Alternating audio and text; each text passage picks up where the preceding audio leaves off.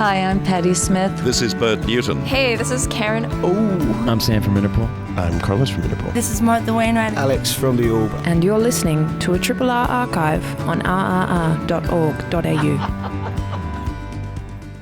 It is 12 minutes to 10 a.m. Richard Watts taking you through until midday today on Smart Arts. And there's a very important gig happening at the Sydney Myer Music Bowl tonight to celebrate the anniversary of the government's apology to Australia's stolen generations. It will be a gig that unites both Indigenous and non-Indigenous performers. And one of the many performers who is appearing on the bill tonight joins me in the studio now. Kutcha Edwards is, I'm sure, very, very familiar to many of you, Triple R listeners. Kutcha, welcome back to the station. Nice to see you. How's things, Richard? Oh, I can't complain. Can't complain at all. Cool. Especially now that the weekend is kind of looming close. You come in here at, 9:30 in the morning and meet you, or I get buzzed in. You're looking at a screen that buzzes me into the front door. I come to sit down and I see a friend through the double glazing here, Gerard, who I'm going to be doing some work with later in the year, and then I get a tap on the shoulder 2 minutes later, and it's Archie Cuthbertson tapping me. So friends everywhere in here, Rich. It's a bit of a community, this place, isn't it? Yeah. How important for you is a sense of community? Very important. First and foremost, family comes obviously at the forefront of that ball game, and then obviously your clan, then your tribe, then your community in which your tribe lives or gathers, and then your people. But more importantly, I suppose that before all that is your country, Yeah. Your traditional lands of which we don't own, but we're caretakers of, and that's where a lot of our, I suppose, problems start when individuals or clans or tribes proclaim that they're the traditional owners. There's no such thing, in my estimation, in my understanding of the old way. We were never owners of country, we were caretakers of country, and that's where all the problems start. But in regards to the concert tonight, it's interesting how, but this is just me speaking my mind, Rich. Of course. How the media sort of jumps on you only on occasions of supposed national importance, like, the apology or sorry day or reconciliation week or NAIDOC week. The fact is that we're Aboriginal all year round, not just in those weeks. So it's interesting how media sort of tap you on the shoulder just during those occasions. But it's different for community radios, of which I'm been involved in for many years. So.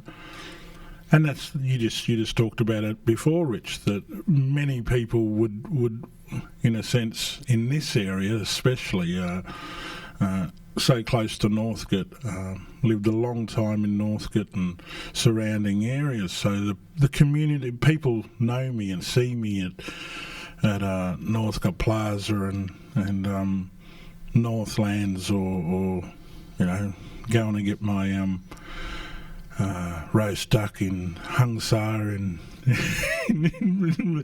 High Street in Preston, and Kutcha Edwards, how are you? And it's warming, because they've seen you in their midst. Do you know what I mean?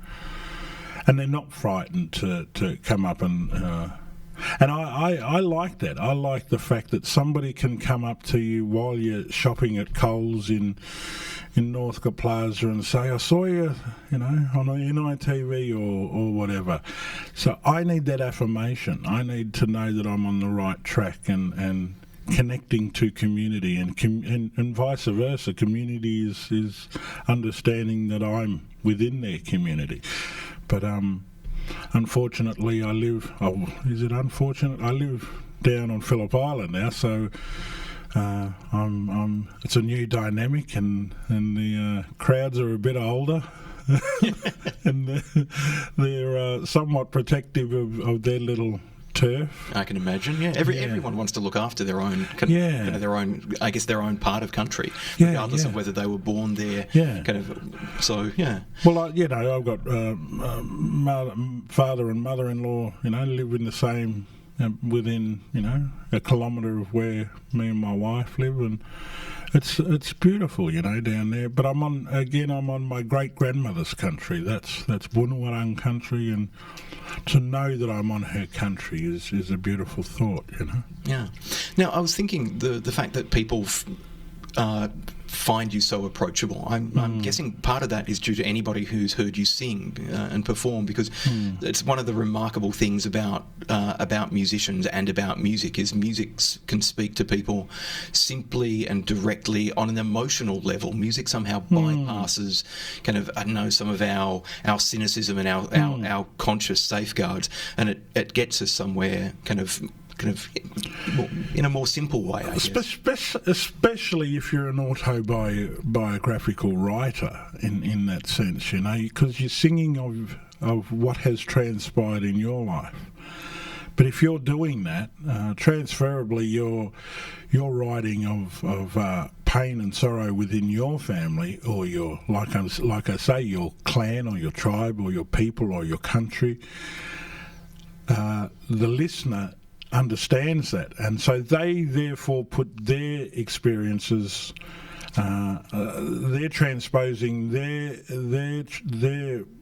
life experiences over what you have written about yourself, and I've learnt the tricks of the trade, and I don't want to drop names, but I will. But Paul Kelly, I've hung around with Paul Kelly and David Bridie and Paul Hester and Renee Gayer and the cream of the crop, and you like an apprentice carpenter looking at, guys who have been in the industry for 30 or 40 years. They pick up the tricks of the trade, and not how to cut corners, but the tricks of the trade. And I've learned, the tricks of the trade too. And what I do is in a sense, I don't put names in my songs. So if I'm writing a song about my brother Wally, for instance, of a song that I'm going to sing tonight at my music bowl, excuse me, I wrote a song called Photographs, and the day after his passing, I went home and I wrote this song called Photographs. And what happened is, you'll notice when a portrait is taken and the person is looking directly at the camera when the photo is taken, and if you walk past that photo that is taken, you'll notice that from the time you walk from one side of the room to the other, the person who's looking at the camera will actually follow you. Their eyes will follow you right across the room. It's like, it was really weird.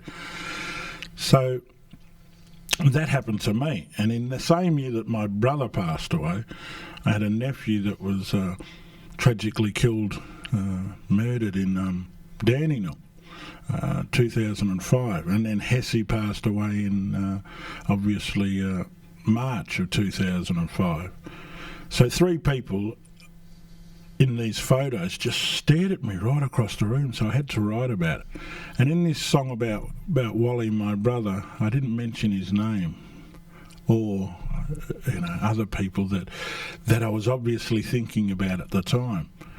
And therefore the listener will therefore use their life experiences in losing one of their family members, and then it becomes not just your song; it becomes this, the listener's song as well, and just tricks of the trade, and I don't know. I've been doing this for a long time, Richard, but I love every gig. Doesn't matter what it is, it doesn't matter whether it's to 3 students at a school or a community school or 80,000 people at the MCG, at Dreamtime, at the G. It doesn't matter. I love doing what I get the opportunity to do.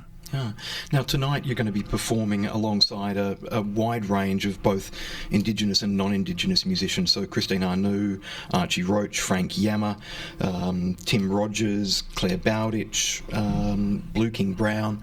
So a big lineup of people. And it is a significant occasion.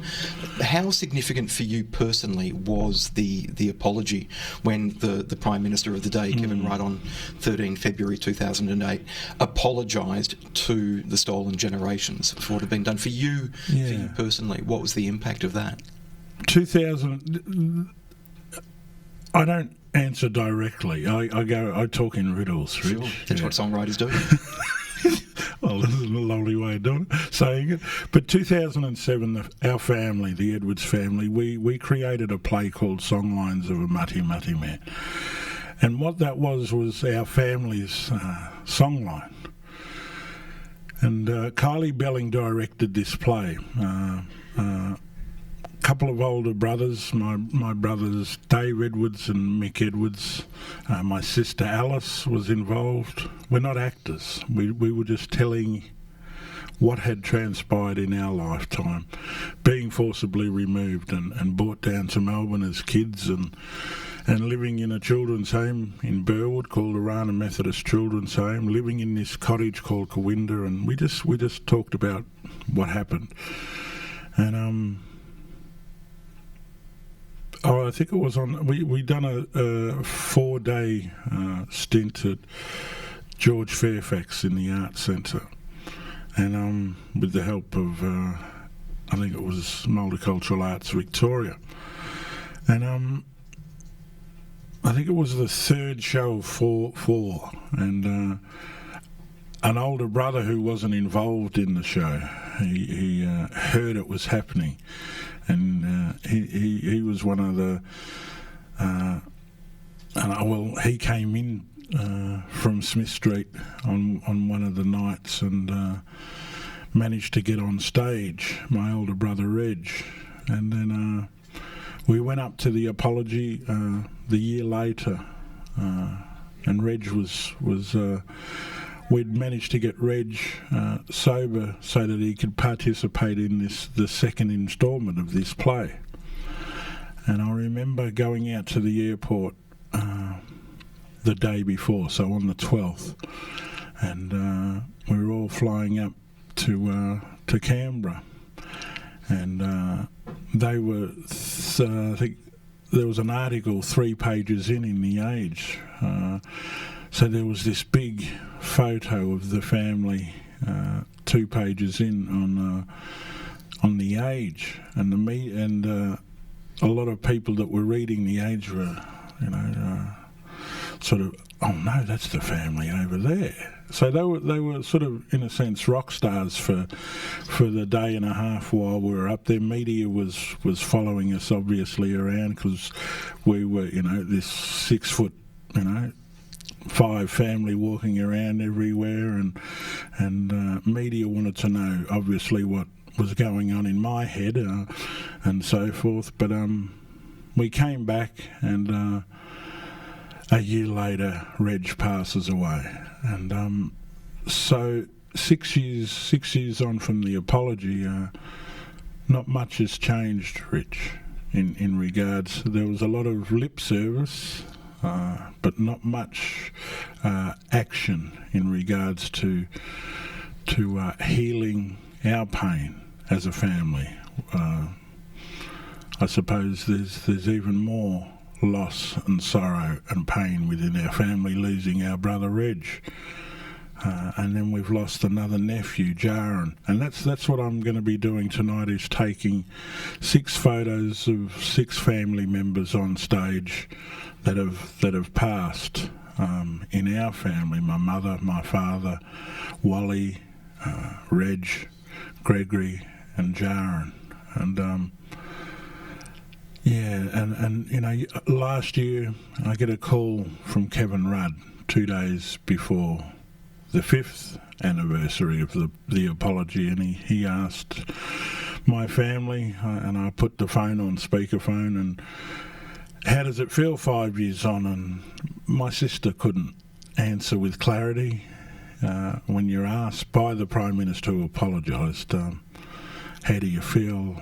And the tears flow, and my niece, who actually lost her father, Reg, you can't control, in a sense, the anger as well, and the pain. You can't control it. There's nothing that can be answered to a question like that.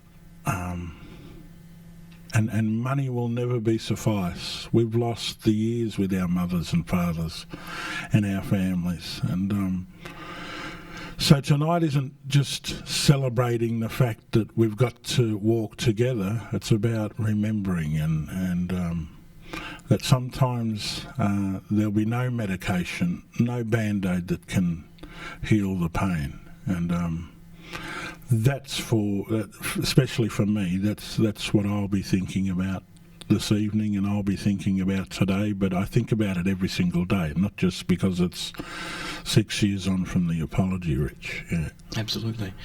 Kutcha Edwards is performing tonight at Apology, Heal Our Past, Build Our Future Together, a free concert at the Sydney Maya Music Bowl here in Melbourne.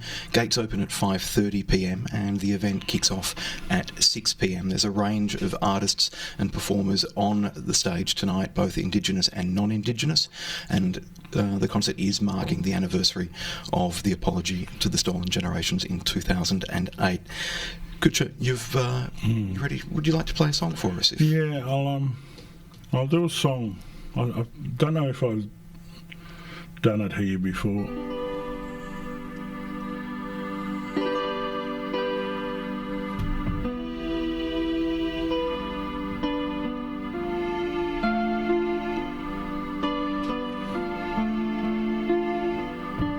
Like I say, Rich, there'll be no medication that can... I suppose the only thing that will ease or heal this, for every Aboriginal there's a scar on our souls as a nation of people, so I had to write about it. As we gathered as one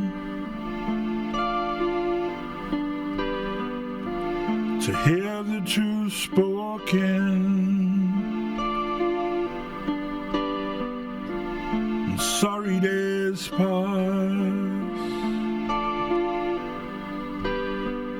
all those promises broken, in search of the truth, no more secrets to hide. We must stand together, let no man, let no man,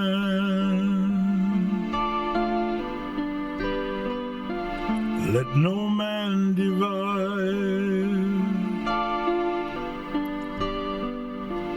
For when you look in the mirror,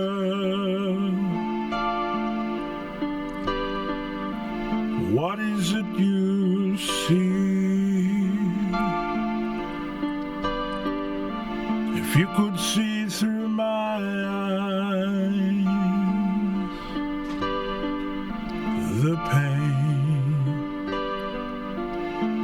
the pain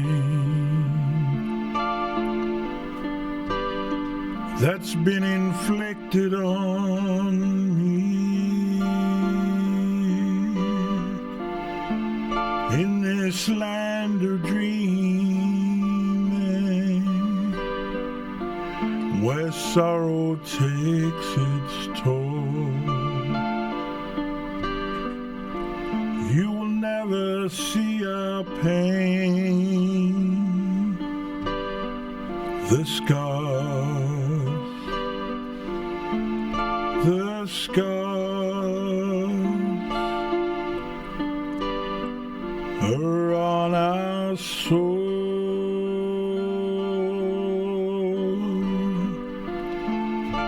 Come walk with me.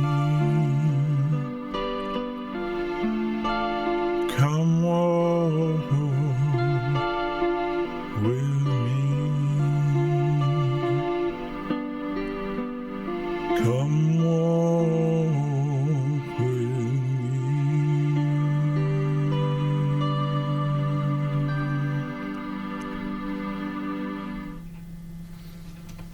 Kutcha Edwards, thank you very much for joining us this morning.